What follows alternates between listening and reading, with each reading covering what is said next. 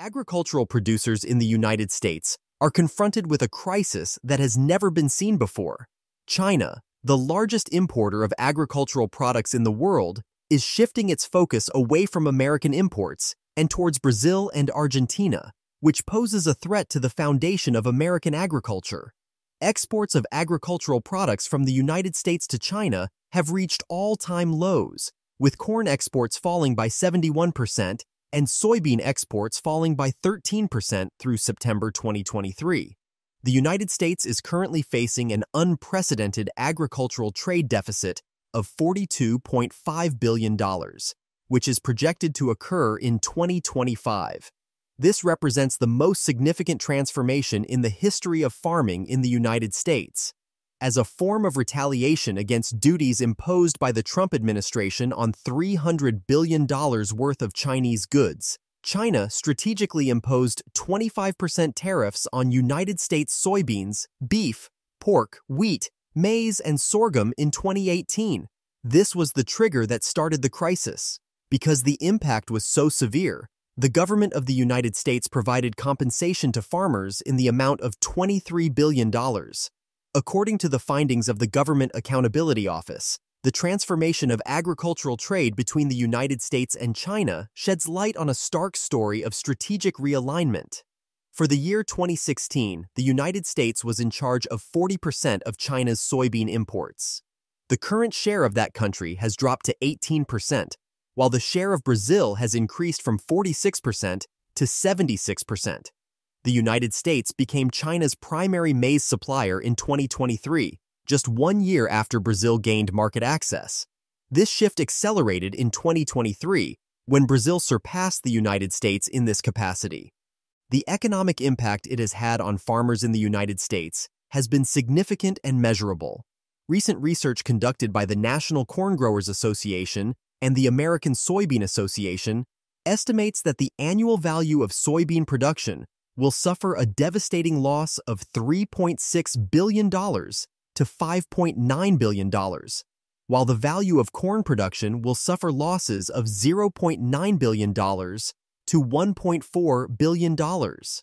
In comparison to the baseline levels, the price of soybeans has decreased by 60 cents to $1 per bushel, while the price of maize has decreased by 8 cents to 13 cents per bushel.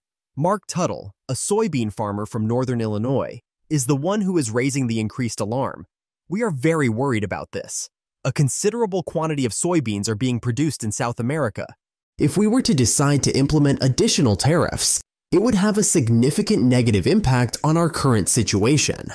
As a result of the decline in soybean exports from the United States to China, which went from 36.1 million metric tons in 2016 to 26.4 million tons in 2017, his concerns are reflective of a more widespread crisis. There is a literal reduction in the size of the agricultural landscape. 1.3 to 2.2 million acres of soybean cultivation in the United States are expected to be reduced, according to projections. In rural communities, this contraction has a ripple effect, affecting everything from the sales of equipment to the services provided by transportation departments. A decrease in the demand for tractors and combines has been reported by Deere & Company, while rural transportation companies are experiencing a decrease in the volume of orders they ship. The former Secretary of Agriculture for Pennsylvania, Denny Wolf, describes how farmers have been hit with a double whammy, with rising import costs as a result of tariffs and falling export values. The president of the Minnesota Farmers Union, Gary Wertish, has confirmed that the agricultural economy is still in the process of recovering from the devastating effects of these events. $26 billion worth of agricultural products were exported from Iowa in 2022, making it the second largest agricultural exporting state in the United States. Due to the fact that Iowa has a large agricultural production in comparison to its population and landmass, former Iowa Secretary of Agriculture Patty Judge has issued a warning that new tariffs could have a catastrophic impact on the state. At the same time, the agricultural sector in South America is experiencing growth.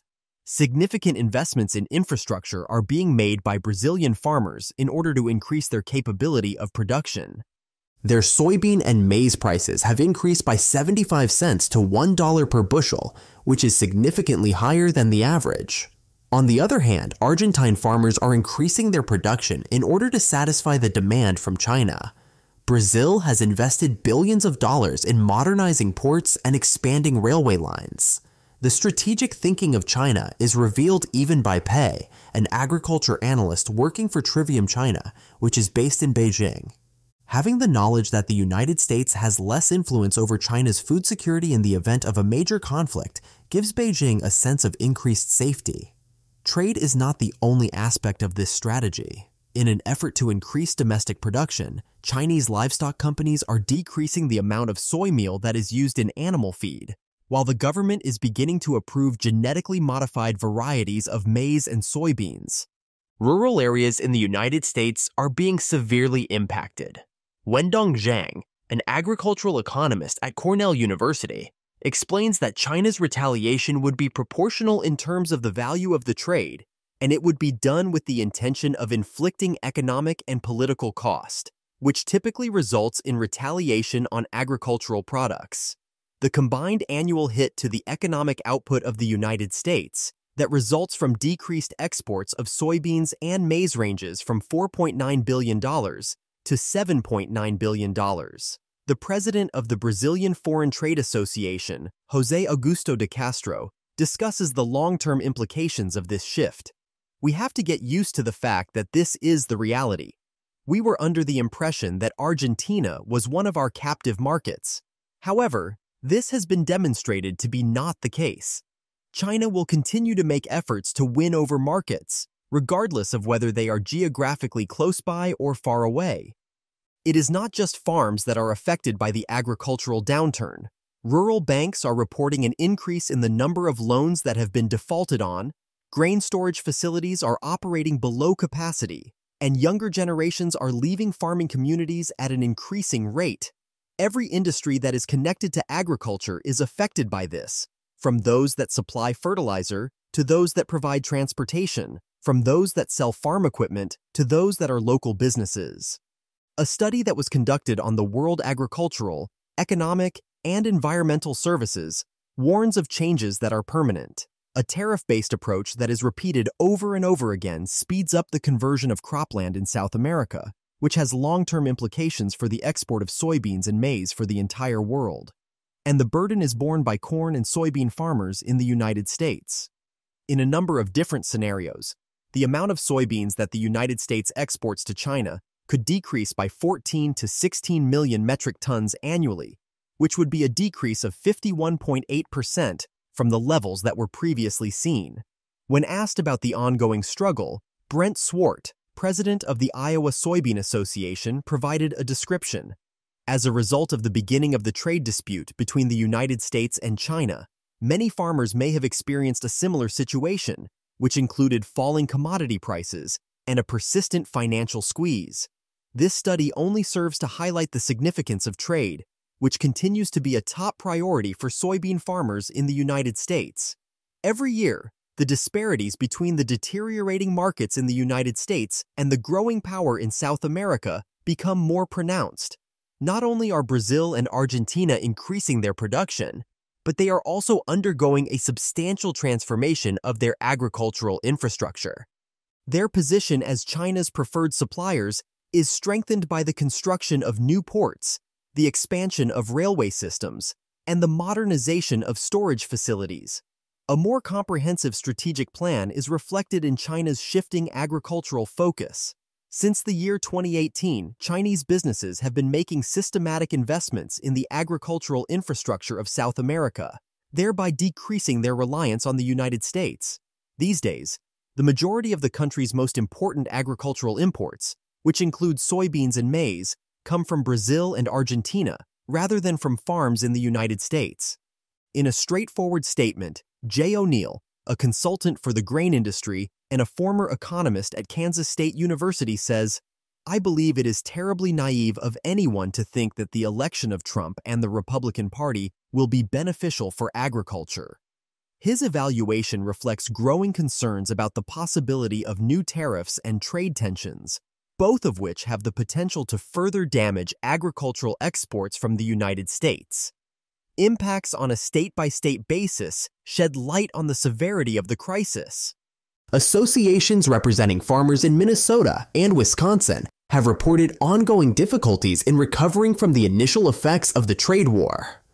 Rural communities are experiencing a diminishing population, decreased tax revenues, and local businesses that are struggling to survive. Manufacturing companies that produce agricultural equipment have reported a decrease in sales, while grain storage facilities are operating at a reduced capacity. The transformation has an impact on every facet of the infrastructure in rural areas. Budget cuts are being implemented for municipal services, community development projects are being put on hold, and investments in local infrastructure are decreasing. The portfolios of rural banks that specialize in agricultural loans are experiencing increased stress, while the inventories of farm equipment dealers are decreasing.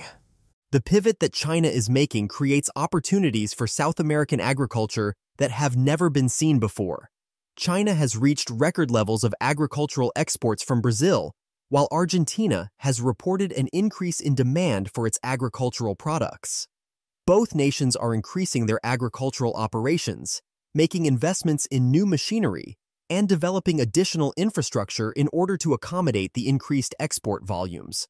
What are your thoughts on this situation? Let us know in the comment section. If you enjoyed this video, like and subscribe, and also click the next video shown on your screen.